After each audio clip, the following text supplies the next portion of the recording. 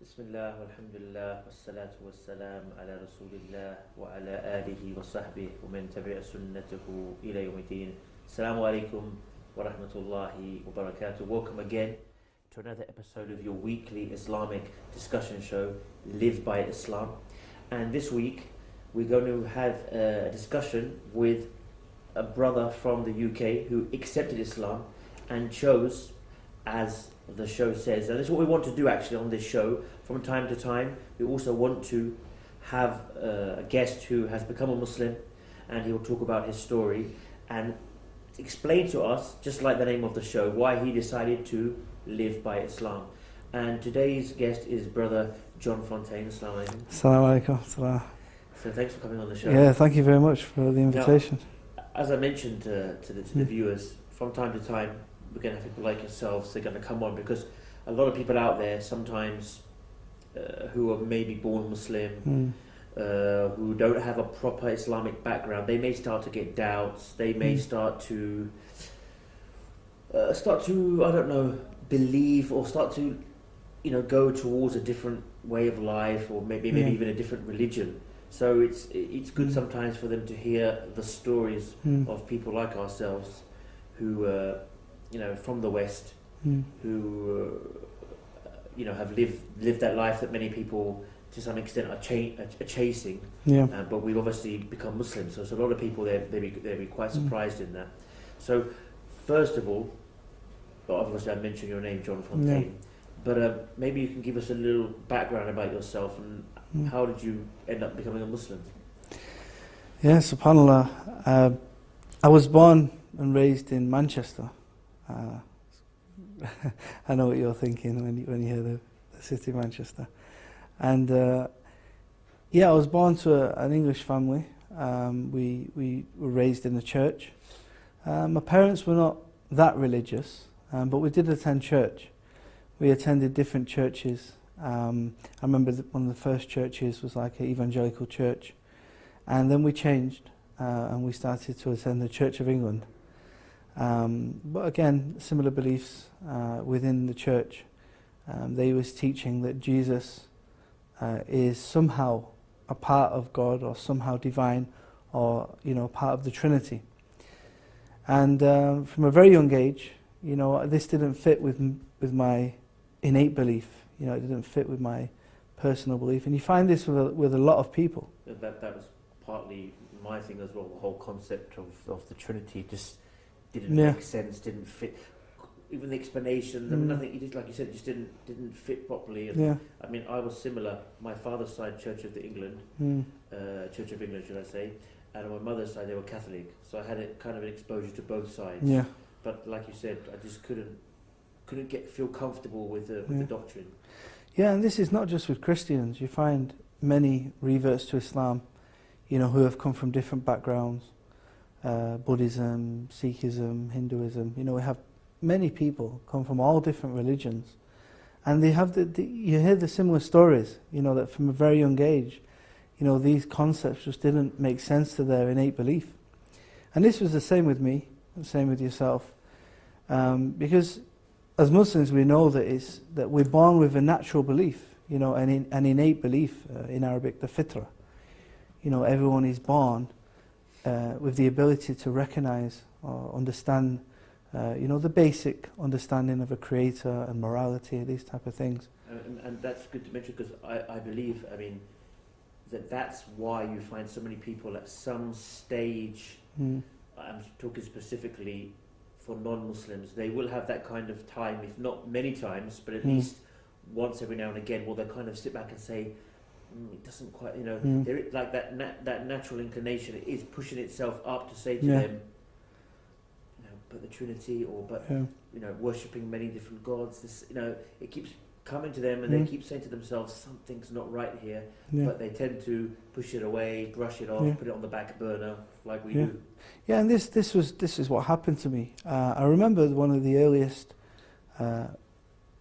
points within the church when I started to think, whoa, this is really not correct. And we had to write a song about God. And my song was Jesus and God. And the pastor changed it to Jesus is God. you know, and this really, like, you know, it's one of the moments in your life, you know, it's probably not the right place to mention it, but you know, when famous people pass away, you know, you remember where you was, what you were doing, you know, but the events in your life, you know, really huge events, what happened throughout your life, you know, what really hit you, and you remember everything about that situation. And I can remember everything about this time. It was such a big point in my life. So before the break, I kind of forgot where we were, but we were just touching on the point. I can't remember. Yeah, we were speaking about the fitrah. Yeah. You know, that people have that little thing that these keeps popping up. inclinations. Things in their life don't make sense, and this is the fitrah, you know. And from me being a very young age, you know, I knew Christianity. This does not connect with my innate belief, and I was very active in the church. I would attend church. I used to play the church organ at one point, and subhanAllah, through my teenage years, I took up music. I was very passionate about music. I became a jazz singer, singing in football stadiums, jazz clubs, cruise ships, you know, you name it. It was an interesting time in my life through my teenage years, all the way up to like 20, 21, 22. And I was very passionate about music, and it became a good job. I'd make a lot of money. So through my teenage years, I kind of forgot about God. I forgot about religion. You know, these important questions of why are we here? You know, what is the purpose of life? I forgot about them. You know, my fitrah was covered. I was just concentrating on chasing the dunya, trying to make as much money as I could. You know, and this is what many people fall into. You know, all over the world, people are doing the same mistake. Yeah, and a lot of the time you find that not everybody ends up becoming Muslim, but the reality is a lot of the time what stops them from looking further or following that kind of natural inclination and continuing is, like, I've had discussions with people who said to me, look, I believe in Islam, it's clearly to me it's the right religion, but I've got family, my friends, my social network, my boss, you know, where I live there's no Muslims, it would never work, that kind of thing. And a lot of that is related to either chasing the world or not wanting to give up aspects of that. Well, I mean, you can understand to some extent, but obviously, as we always say, that if you're in that kind of situation, it's better to become a Muslim who makes mistakes. You don't have to become perfect and then become a Muslim. Yeah. And you don't have to like go and announce it on the streets. Yes, well, I mean, this is the thing with Islam. It's not like every other religion, and it's not a religion. You know, it's not something you attend once a week. You know, for a few hours on a Sunday or Saturday. You know, it's a whole way of life. And this is, you know, deen in Arabic, you know, it's a whole way of life. And everyone has a deen, whether they like it or not. And music was my deen, you know. This was my way of life. You know, my whole life revolved around music, making money, enjoyment, drinking, you know, doing all sorts of things. And this was my way of life. And so it's not easy to give this up. You know, when all your social circles, your job, everything revolves around that. Yeah. You kind of reminded me of something because we know in the Qur'an that Allah talks about that there are those things that people they يحبونهم كحب الله. You know, they love them with that love that should be for Allah. Yeah. But I remember, without mentioning the name of the channel, I remember a very big poster, and you obviously being from the UK probably saw it yourself, where it would say, if football is your religion, come to such and such channel to worship. So that's the reality. I mean, they're not just saying that for fun, because they know there are some people who watch football and so religiously that it becomes their religion. So they're literally saying, if football is your religion, come to such and such channel to worship. So there are those things, you know, for you it was music at the time, for some people it's football, and they could never see themselves worshipping anything else but that. Well, this is interesting because even though, you know, football is not seen as a religion, it's still, they could understand in their marketing technique that the people still worship. Funny enough, You know, and these footballers, these singers, they're idols. You know, you have Pop Idol and all these different things. You know, they are the idols of our time. You know, people do literally worship them. no, I heard from a brother who's from Mexico, and I'm not, don't quote me on this. I'm not sure if it's from Mexico or Argentina, but somewhere in South America, they've actually officially registered the football as a religion, and they have a church. Don't ask me how the prayer comes into it. I don't know, but and it's apparently been it's been authorized as a recognized religion, football worship. Wow. I mean, I have a very close friend of mine from Manchester, and before he was practicing, he was very into football. He's still into football, but he was really into football. You know, he used to travel around the world following his football team around. And one time he was telling me about one particular moment. It's a very important match, you know, like a World Cup, or it's for a cup. And there's one man, he said, if we don't win today, I'm going to go home and basically do something bad, you know.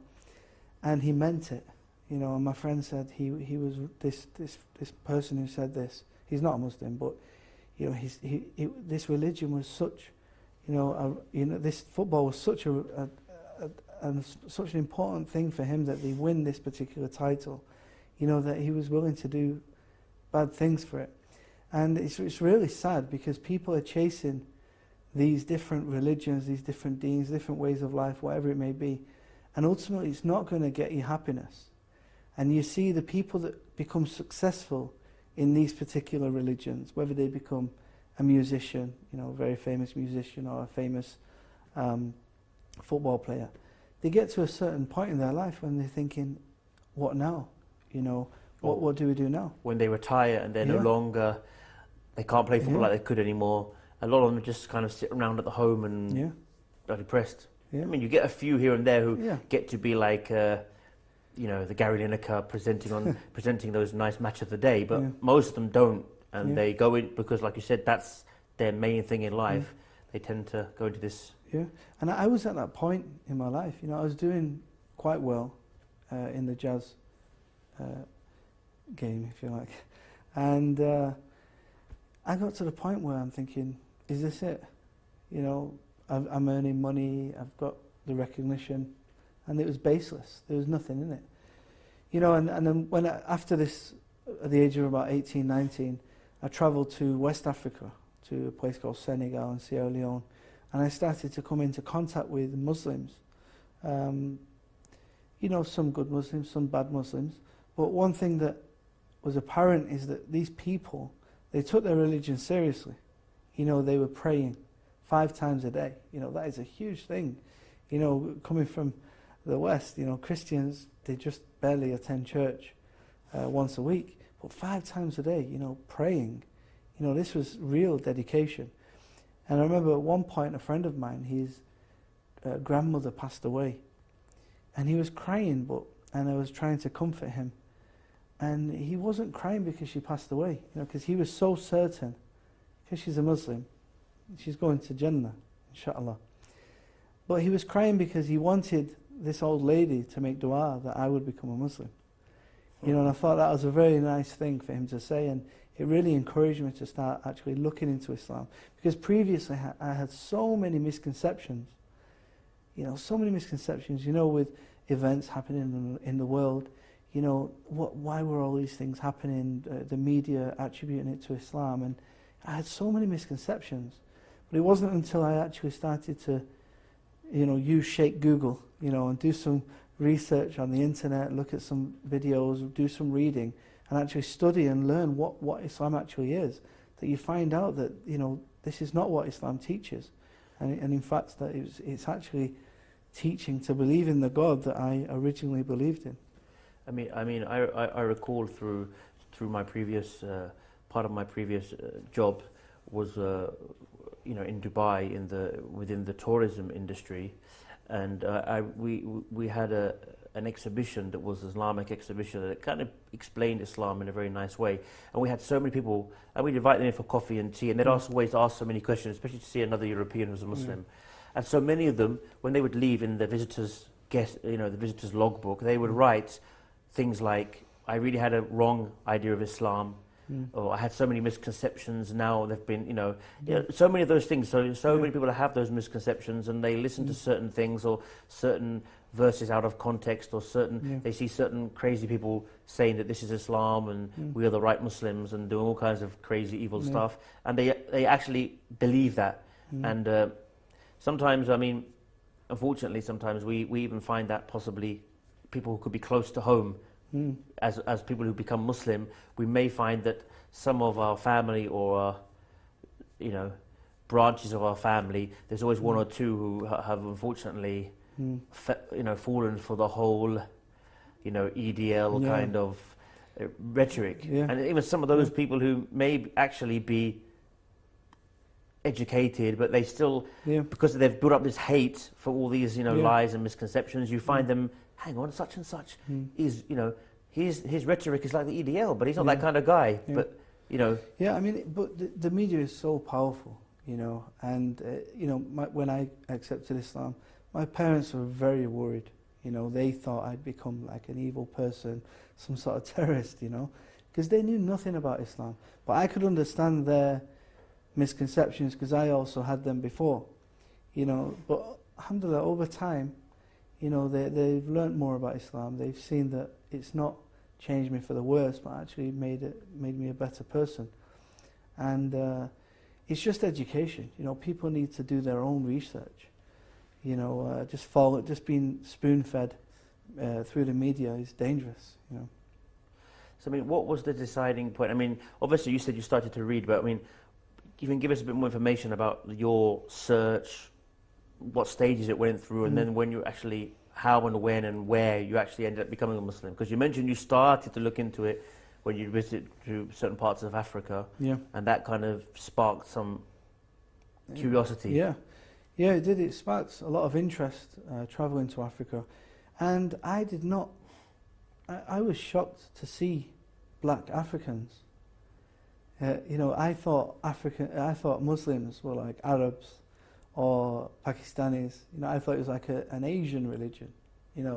But to see black Africans as Muslims was new to me. And when you see, I've travelled to many parts of Africa, and the majority of Africa is Muslim. It's amazing to see, and when you study the history of how Islam entered Africa, it's amazing, subhanAllah. But it really did break down a lot of misconceptions to see Muslims and Christians living peacefully as well, side by side. This was a huge change. So then when I returned to England, I had a Libyan friend. I started to question him about certain parts of Islam. And I was doing more research on YouTube, reading books, watching videos. But I didn't really have anyone to speak to in Manchester. There wasn't, I didn't know anyone to ask about Islam. But then I travelled to Egypt. I had a friend in Egypt, so I went there for a holiday. And already before I travelled to Egypt, I'd already fasted Ramadan. Not the whole Ramadan, but most of Ramadan. I'd already fasted on my own in my parents' house. Nobody knew. I was already trying to pray, trying to put my head on the floor. I didn't know how to pray, but I was trying my best. And I believed that I was a Muslim. It wasn't until I travelled to Egypt and I went to a mosque with my friend, and I asked him, I said, "Can you show me how to pray?" And he said, "No, you're not a Muslim. I can't teach you." And I said, I believe in Allah, I fasted Ramadan. And he said, "No, you have to say the Shahada." I said, "What's the Shahada?" And, he explained, that you have to declare, there's nothing worthy of worship except Allah, and that Prophet Muhammad, peace be upon him, is the final messenger. I said, "I believe this, I have no problem."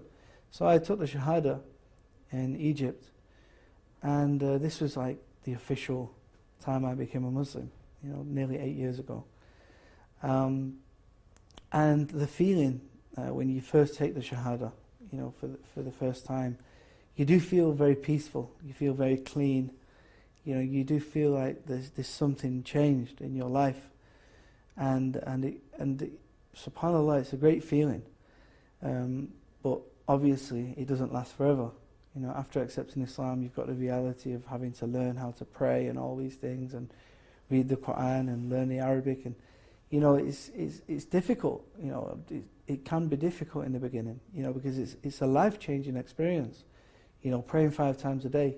It wasn't easy in the beginning. I'm sure you might have experienced similar things when you accepted Islam. Yeah, I remember for me it was what was kind of difficult in the sense of at that stage, my friends at that time in school didn't pray 5 times a day. So I found the people that I was kind of looking at or looking for not guidance, for examples, they themselves weren't praying. So I would go and pray myself in the classroom, or when it was the end of school and the school bell would ring and everyone would go to catch the bus, I'd say, let's pray Asr, and they'd say, oh no, we've got to get the bus. So I'd pray by myself. Or let's pray Dhuhr, oh no, we're going to go to the canteen, the best food's going to finish. So that was what I found difficult in the sense of, you know, I didn't have that kind of support because I became Muslim at 14 at school. So the people around me were like, they weren't the best of examples, you know. But then again, to be fair at the same time, they were the reason that I initially looked into Islam, because they would pray sometimes Jummah. But when it came to the 5 daily prayers, that was what I found difficult. Or at the time, I remember I would pray in secret upstairs in my room. So if I'd hear my father coming up the stairs or my grandparents, which obviously is not the right thing, but I'd quickly stop praying and throw my, not that you have to have a prayer mat, because I had a carpet, but I was new and I thought you have to pray on the prayer mat. So I'd throw the prayer mat under the bed and just sit on the bed twiddling my fingers.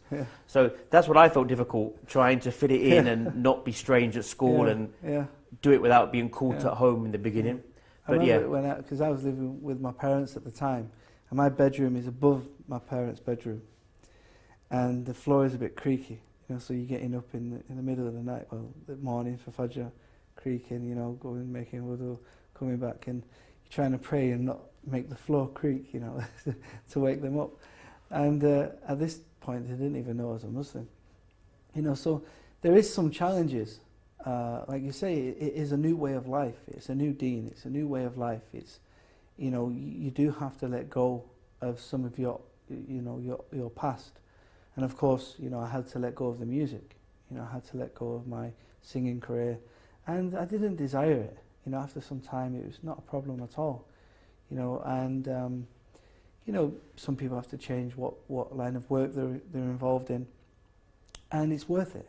You know, whatever you give up for the sake of Allah, Allah's going to replace that with something better. Yeah, I mean, as the hadith says, "Man taraka shay'an lillah, awad Allahu khayran min." You know, whoever leaves something for the sake of Allah, Allah will give him something better than that. SubhanAllah. And I was just talking about that today actually, because there's another, and some of the viewers can look up, there's a brother who used to be a famous rapper with Tupac called Napoleon. And I was just speaking about this earlier at home actually, because, you know, obviously he had that fame and the life and the riches and the women and the fast cars and all that kind of stuff, and he became Muslim and he left that. And you know, in the rap scene, they always say thug life, you know, the gangster life. It's their famous motto, thug life. And what he's done, mashallah, he's actually, you know, he gave that up, and Allah has provided him with something new. He's gone into business.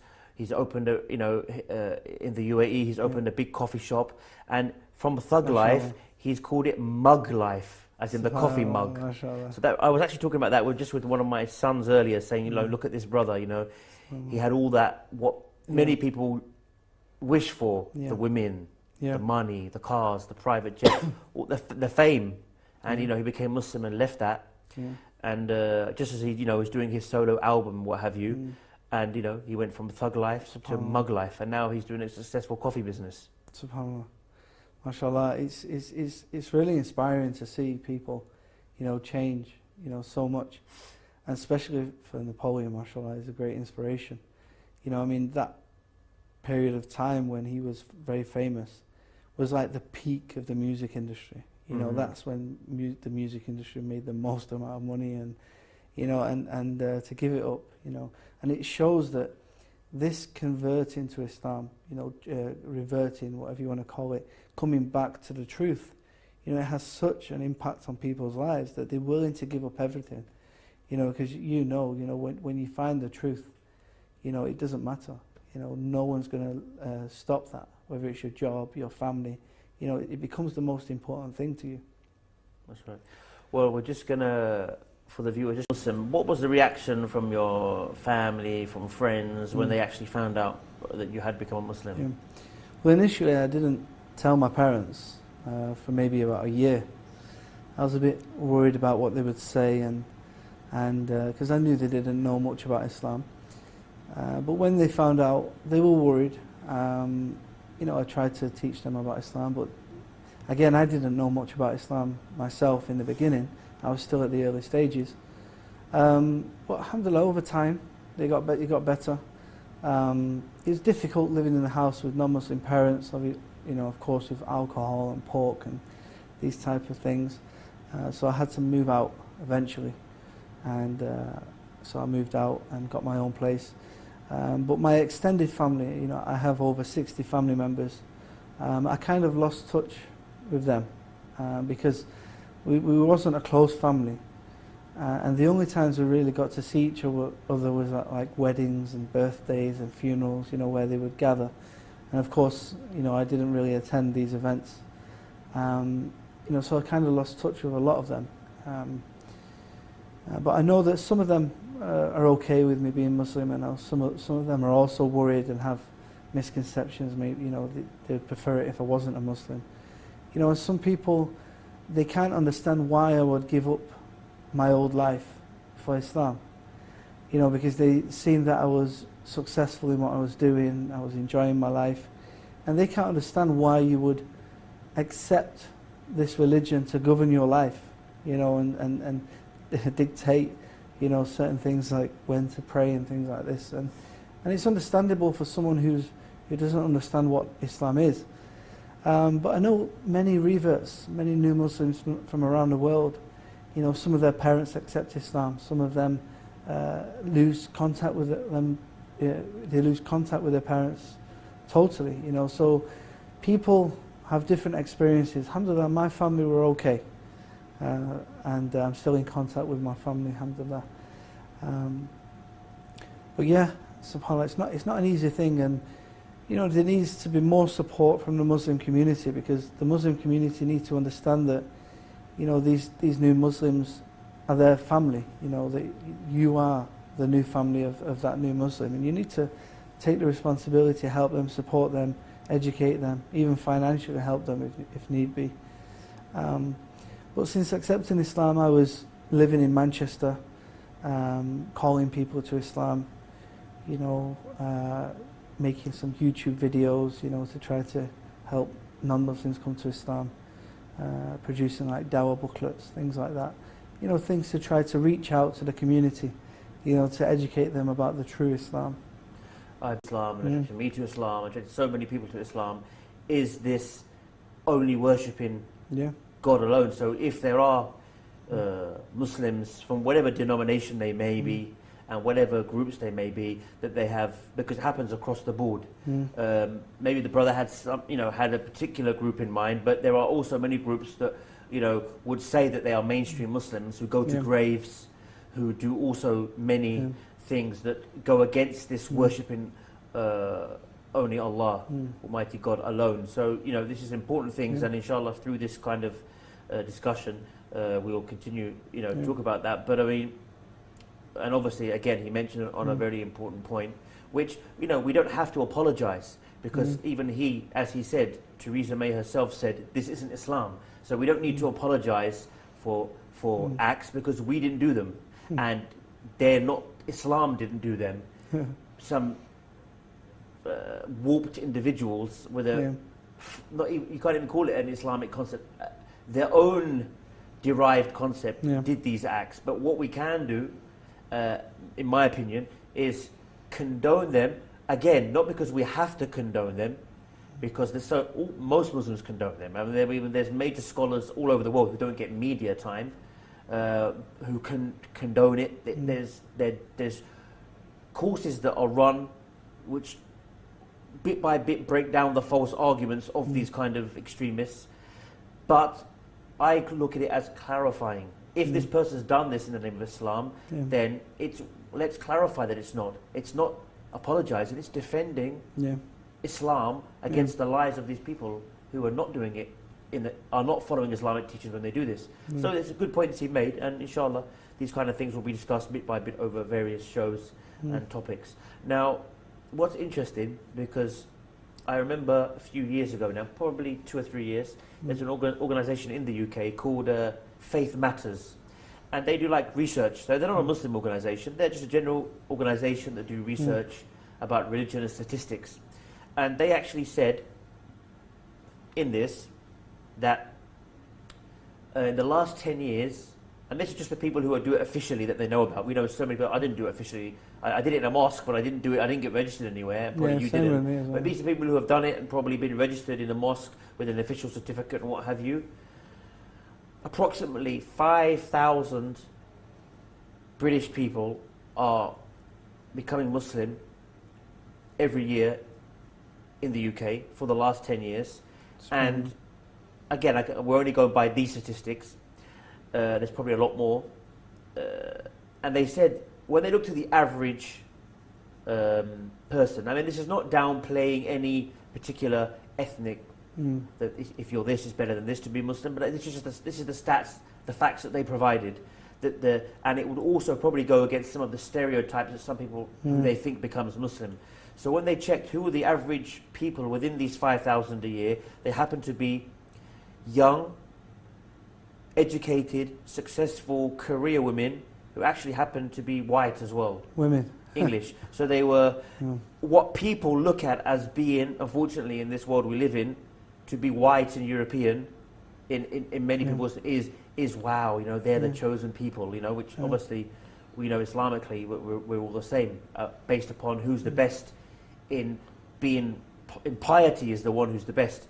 But for those kind of people, you know, if you look at it from the worldly perspective, the world we live in, these are Western women, highly educated, like university, etc., good career jobs, and women.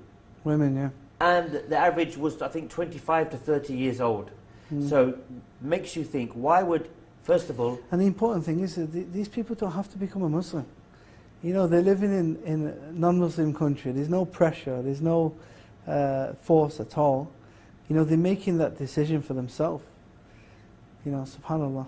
And I mean, if you look at it, I mean, they've got everything that in theory that, you know, for those people who, you know, oh, what's this Islam? And, oh, come on, you know, religion, it's all nonsense. And, you know, they're educated, successful in their careers. If it's one or two, you could try and come out with the typical nonsense. Oh, she must have psychological issues as a child. She must be from a single parent family. But we're talking about 5,000, and the majority of those 5,000 people, we know the majority are going to be, especially usually, if they're educated and successful, they generally speaking, would have had a good upbringing and a stable home life to be able to reach that anyway. So that knocks out that argument. So they have the education, they have the money, they have youth behind them, so they have the money to live that exciting life, partying, flying around the world, cruising, all kinds of stuff. Listen to people like you on singing jazz on the cruise. But they have all this, you know, life in front of them. They live in, you know, what I consider, you know, modern, civilized countries, and they are going to what people are saying. Islam apparently, I mean, obviously, inshallah, we'll have a whole episode on the rights of women and what have you. But Islam apparently we're taught by many people that it oppresses women. So why on earth would pure English women, for those, and when I say pure English women, I'm addressing this to the pure English racists or Islamophobes. I'm not saying that if you're not white, you're not pure. I'm just saying that's what they say. So why, in this case, with these pure English women, educated, good careers, young, why on earth would they then join such an oppressive religion? And most of them start to cover their head, and you know, and we're not talking, like I said, one or two. Are you gonna say she had this, or she was abused, or she was this? You're talking like thousands upon thousands. So that obviously says something. And this is research from a non-Muslim organisation. And actually, if you look around the world, the majority of people who become Muslim and many of the times cover themselves with the hijab are actually women. It's a known fact. Anyone can go and Google it and put who accepts Islam around the world most, men or women. And if Google's got the correct stats, women, it will tell you by far women. So hang on a second. These aren't women in the middle of nowhere who are chained to a kitchen sink. No, I don't think I've never met anyone that is. But these are not like tribe. And that's an important point to mention, that a lot of these things that we see in the name of Islam, again, when it comes to women and education, this is a tribal thing. Yeah. You will go to other parts of that country where they could be Hindu, Christian, Sikh, it could be anything. And because they're in that tribal society, they do all the other horrible things that are forbidden in Islam, like honor killings, and completely forbidding their daughters to learn anything. That's not just Islam, but obviously, I actually read something today. I mean, this is a bit off a topic, but 85%, I think it was, 85% of child marriage under 10-year-olds, so completely not even reached puberty, in the world, 85% of them are actually in the Hindu religion, because India's a very big country, and we don't want to offend anybody, but this was in a newspaper report, that 85% of child marriages, specifically under 10, 85% of the whole of the percentage of all child marriages in the world were connected to follow the Hindu religion. So again, but we'd never imagine that, would we? No. We'd imagine, even maybe ourselves as Muslims, because of all the information we're always seeing here and there, that we're the ones who have got the 85% too young child marriages than they should be, even Islamically, at the age or what have you.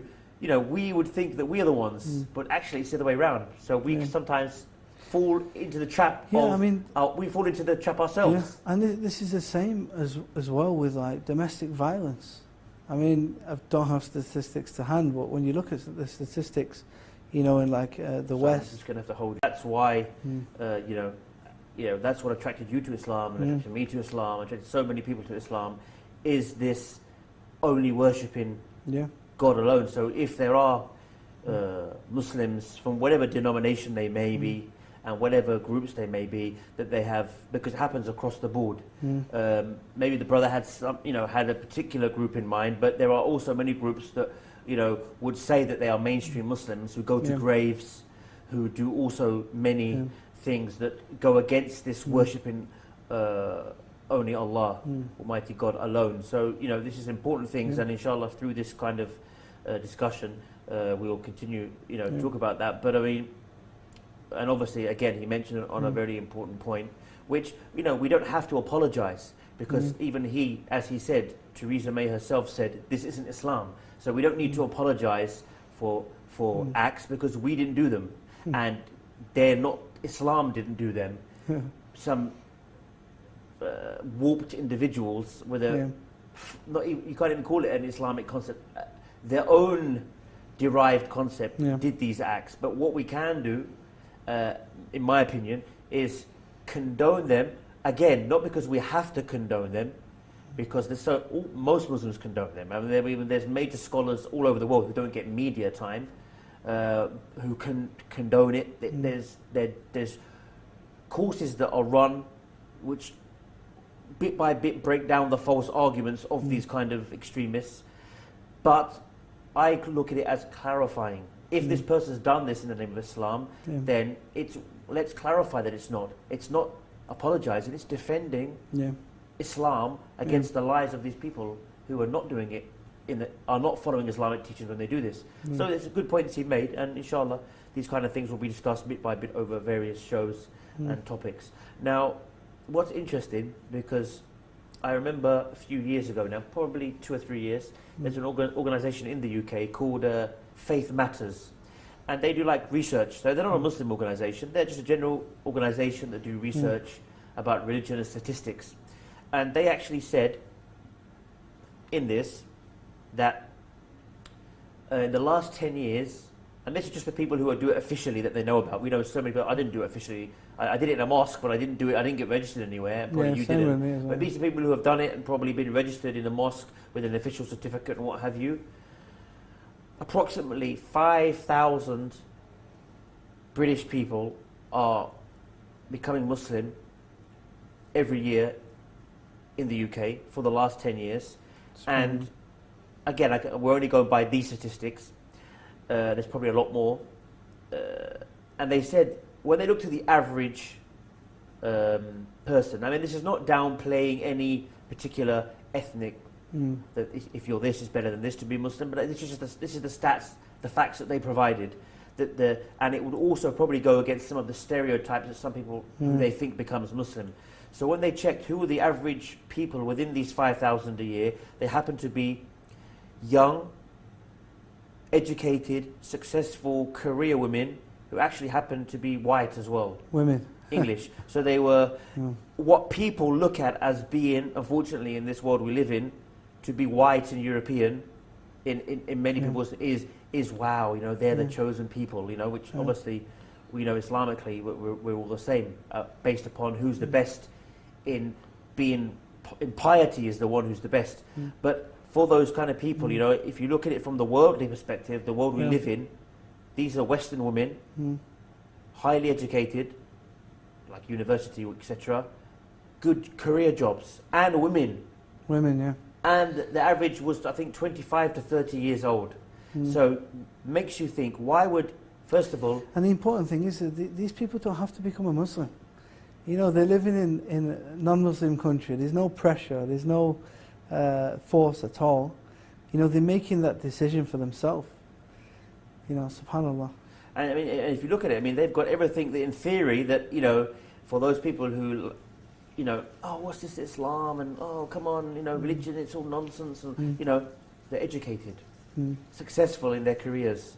If it's one or two, you could try and come out with the typical nonsense. Oh, she must have psychological issues as a child.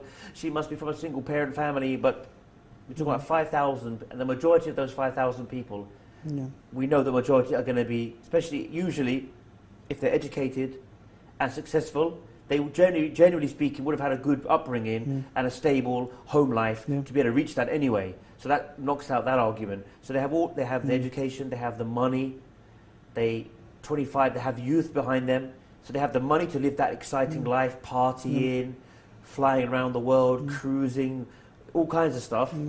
Listen to people like you and singing jazz on the cruise. But they have all this, you know, life in front of them. Yeah. They live in, you know, what I consider, you know, modern, civilized countries.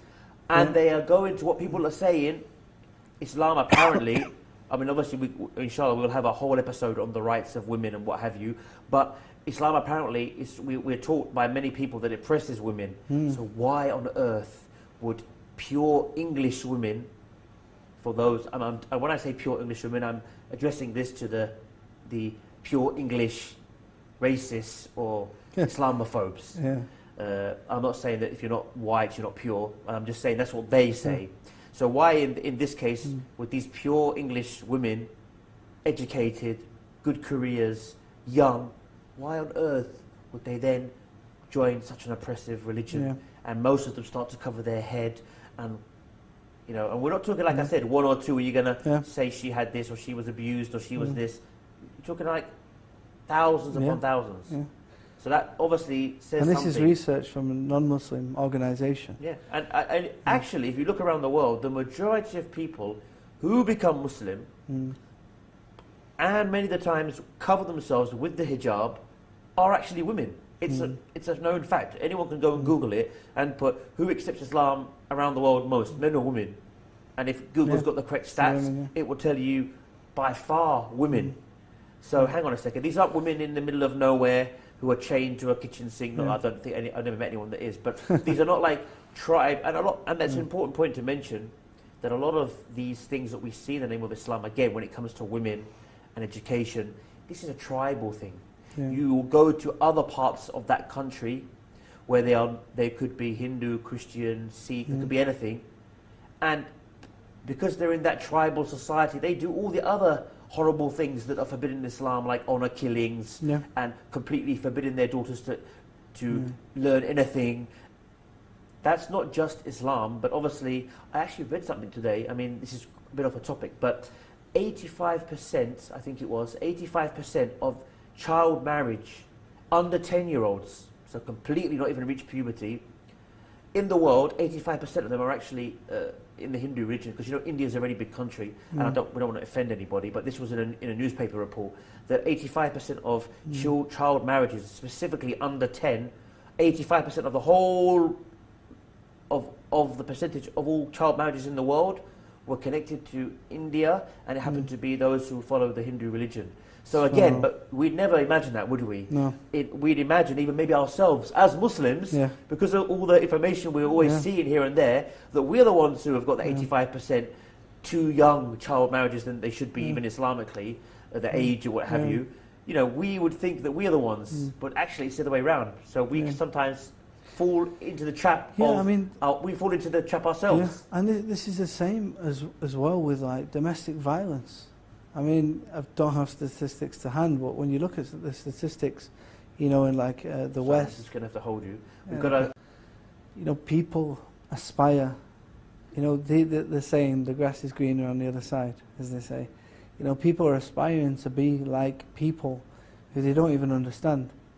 The sad thing is when you travel throughout the world, I've travelled much of Asia and Africa, and everyone has this dream of wanting to go to the West, go to Europe and America, as if it's some holy land, some land of light. Streets are paved with gold. Yeah, and in reality, people are suffering. Some people are suffering there. Life is not easy there for a lot of people. Some people are living in severe poverty, in the States, even in Europe. And, not everyone has a good education, The amount of old people that die in the winter, through not being able to turn their electricity on or their gas, because of poverty, there's so many people dying, and this is not how people see the West, and even in terms of religion, like he mentioned, communism, and it's the same with secularism, communism, all these atheistic deans, where they basically teaching that there is no creator, therefore no accountability, and this is sad because, a lot of Iranians who I meet in England, a lot of them are actually atheists, where they've come away from religion altogether, that they've stopped believing in a creator, they've stopped practicing any type of religion,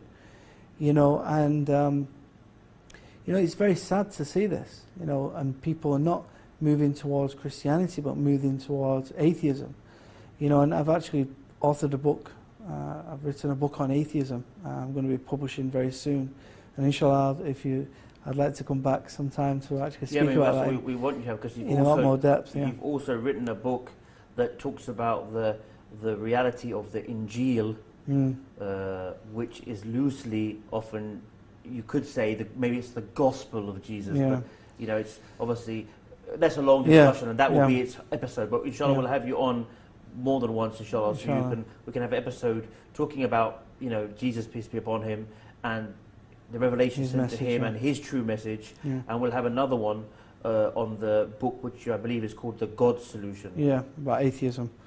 And this is tackling a lot of the doubts, of religious people. Not just Muslims, but it's kind of arguing about the existence of the Creator. And the fact that the existence of the Creator does not need to be proved. It's something that is innate. And so inshallah we can discuss this. But subhanAllah, there's a lot of doubts, that the youth, specifically the youth, are having. And it's from the media, it's from music, it's from Hollywood and Bollywood and all these woods, all these type of media. It's confusing people, because people, again, they're so caught up in their deen, in their way of life, that they're not even thinking about these important questions. And it's not until a calamity happens in their life, maybe their parents die, that they start to think, about these important questions.